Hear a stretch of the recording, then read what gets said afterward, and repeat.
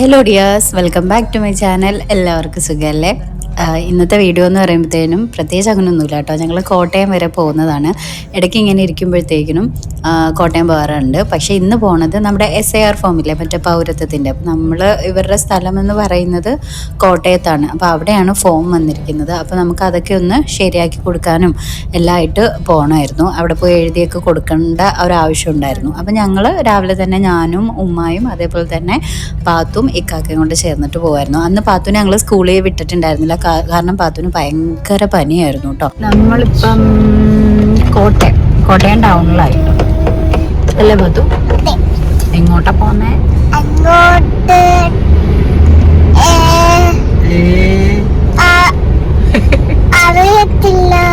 അറിയത്തില്ല, എവിടെയാന്ന് അറിയത്തില്ല. കോട്ടയം പോവാ അല്ലേ? കണ്ണെഴുതിട്ട് നീ അടങ്ങിയിരിക്കാത്തോണ്ടല്ലേ അതിന് വാലിട്ട് തന്നിട്ട് ഉമ്മി അത് പോയി.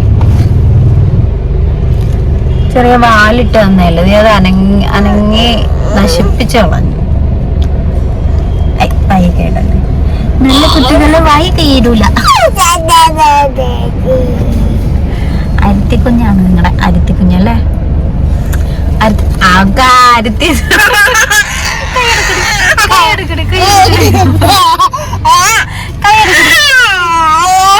പനിയാണോ?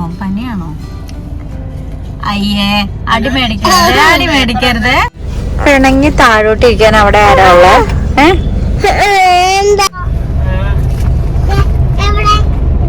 എങ്ങോട്ടാ ഇറങ്ങിപ്പോന്ന്? എന്തുണ്ട് കയ്യില്? അതിനകത്ത് എന്തൊക്കെയാ ഉള്ള പാത്തു? അതെന്താ പറ. അറിയില്ലേ? ഇത് കുരുമുളക്.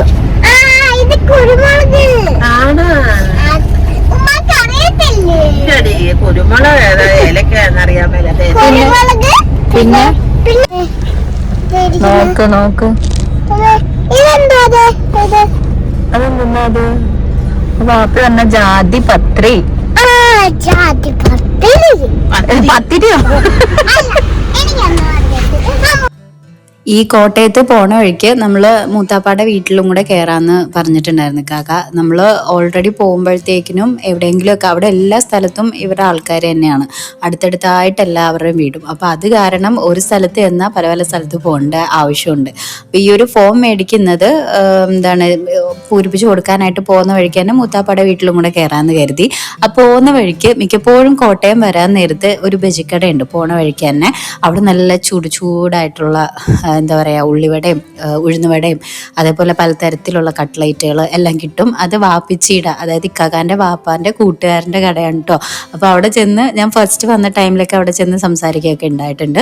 അപ്പോൾ അവിടെ ചെല്ലുമ്പോഴത്തേക്കിനും ഇതേപോലെ ഒരു കടി മേടിച്ച് തരലുണ്ട്. ഡയറ്റ് ആണെങ്കിലും ഒരെണ്ണം കഴിക്കണതിന് കുഴപ്പമില്ല എന്ന് വിശ്വസിക്കുന്ന ഒരാളാണ് ഞാൻ.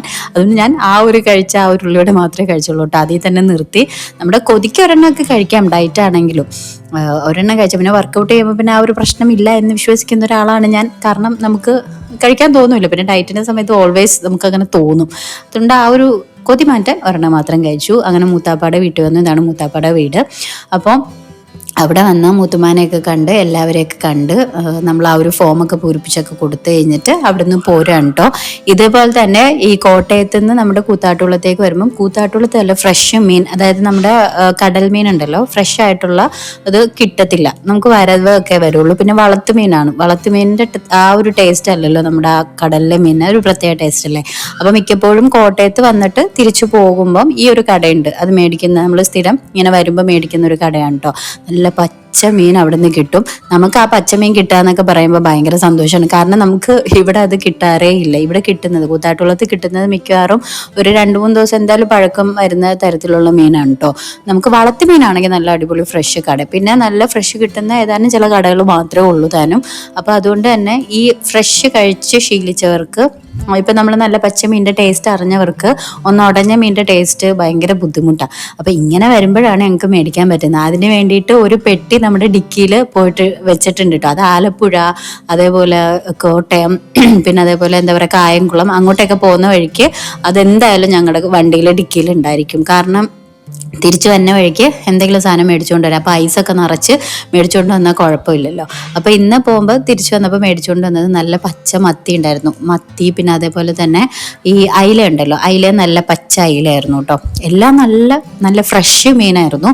പിന്നെ കിളിമീൻ അത് ഇത്തിരി വലുതായിട്ടുള്ളത്. പിന്നെ ഇത് നമ്മുടെ ഇവിടെയൊക്കെ ഉണ്ണിമേരി എന്നാണ് പറയണേ, ചിലയിടത്ത് ചെമ്പല്ലി എന്നൊക്കെ പറയും. അത് ഒരെണ്ണം മേടിച്ചു, അത് ജസ്റ്റ് ഗ്രില്ല് ചെയ്യാൻ വേണ്ടിയിട്ടാണ്. അതും കൂടെ ഒരെണ്ണം മേടിച്ചേക്കാൻ പറഞ്ഞു. അപ്പോൾ എന്തായാലും ഒരാഴ്ചത്തേക്ക് ഓടിക്കാനുള്ള മീൻ എന്തായാലും ഉണ്ട് കേട്ടോ. ഇത്ര ഒന്നും എടുക്കൂല, നമ്മൾ ഇതിന്റെ പകുതിയേ എടുക്കുള്ളൂ.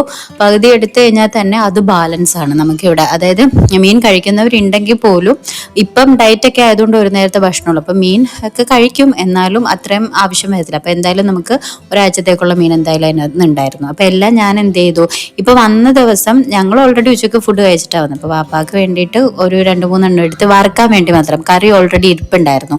അപ്പം ഞാൻ അത് ഇതേപോലെ വെള്ളത്തിൽ നിറച്ച് ഫ്രിഡ്ജിൽ വെച്ചു. അങ്ങനെ വെച്ച് കഴിഞ്ഞാൽ നല്ല ഫ്രഷ് ആയിട്ടിരിക്കും എന്ന് പറയുന്ന കേട്ടിട്ടുണ്ട്.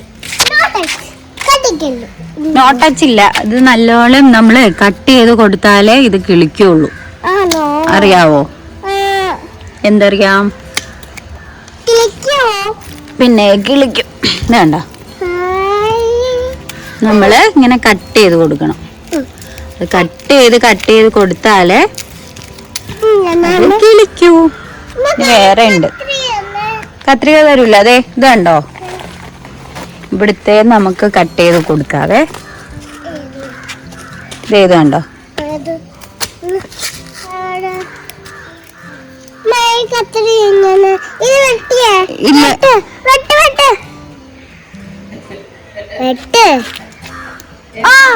കട്ട് ചെയ്ത് വൈകുന്നേരം ആയപ്പോൾ നമ്മളൊരു ഉച്ച 2:30 ആയപ്പോഴത്തേനും എത്തിയിട്ടുണ്ടായിരുന്നു. അപ്പോൾ വൈകുന്നേരം ആയപ്പോൾ ഇങ്ങനെ ഒരു ഇറക്കമുണ്ട്. കാരണം ഈ പൂക്കളെയൊക്കെ നോക്കാനും എല്ലാം നല്ല രീതിക്കാണോ വളരുന്നത് എന്നൊക്കെ നോക്കാൻ ഇറങ്ങുന്ന ഒരു ടൈമാണ് വൈകുന്നേരത്തെ സമയം, മുറ്റടിച്ച് വരാനും ഒക്കെ. അപ്പോൾ നമ്മുടെ കുറച്ച് ചെടികളൊന്ന് പ്രൂൺ ചെയ്ത് കൊടുക്കാനുണ്ടായിരുന്നു. ഒരുപാട് പൂത്ത് കഴിഞ്ഞിട്ട് ഇപ്പം ആ പൂവൊക്കെ കൊഴിഞ്ഞ് നിൽക്കുന്നത്. അപ്പോൾ അതൊന്ന് കട്ട് ചെയ്ത് വിട്ടാലും നല്ലതാലോ എന്ന് കരുതിയിട്ട് പ്രൂൺ ചെയ്യാൻ വേണ്ടി ഇറങ്ങിയിട്ടുണ്ടായിരുന്നു. ഈ ഒരു സംഭവം ഉണ്ടല്ലോ, എപ്പോഴും നല്ല റെഡ് കളറായിട്ട് എപ്പോഴും നമ്മുടെ ആ ഒരു ചെടിയിൽ പൂ ഉണ്ടാകുന്ന ഒരു ടൈപ്പ് പൂവാണ് കേട്ടോ. എപ്പോഴും ഒരു വീട്ടിൽ കാണേണ്ട ഒരു റോസാണ് കേട്ടോ. അത് എപ്പോഴും പൂവുണ്ടാവും, നല്ല രസമാണ്. ഞാൻ സെപ്പറേറ്റ് വീഡിയോ ഫ്ലവറിൻ്റെ ഒക്കെ ആയിട്ട് ഞാൻ മേടിച്ചതൊക്കെ സെപ്പറേറ്റ് വീഡിയോ ഞാൻ കാണിക്കാം. ഇപ്പം ഇത്രയേ ഉള്ളൂ. അപ്പോൾ നമ്മൾ നേരെ വൈകുന്നേരം വീട്ടിലെത്തി, വൈകുന്നേരത്തെ പരിപാടികളെല്ലാം കഴിഞ്ഞു.